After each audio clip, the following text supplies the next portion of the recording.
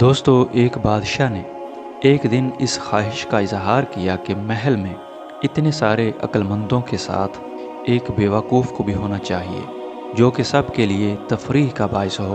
چنانچہ بڑی کوششوں کے بعد ایک بیوقوف کا انتخاب ہوا اور اس کے لیے ایک خاص قسم کا تاج بنوایا گیا۔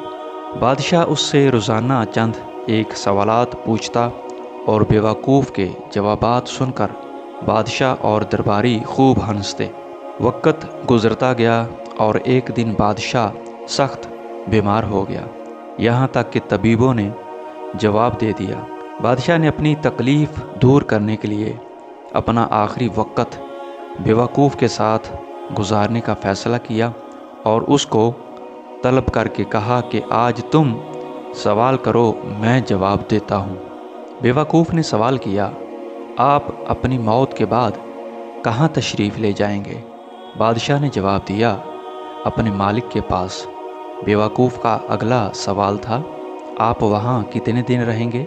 بادشاہ نے کہا، ہمیشہ ہمیشہ کے لیے۔ بیوقوف نے پوچھا، پھر تو آپ نے وہاں اپنے آرام اور قیام کے لیے بہترین انتظام کیا ہوگا۔ بادشاہ اس سوال پر حیران ہو گیا اور جواب دیا، نہیں، میں نے تو کوئی انتظام نہیں کیا۔ بیوقوف نے اپنے سر سے بیوقوفی کے تاج کو اتار کر بادشاہ کے سر پر رکھتے ہوئے کہا، گستاخی معاف، میرے سے زیادہ آپ اس تاج کے حقدار ہیں۔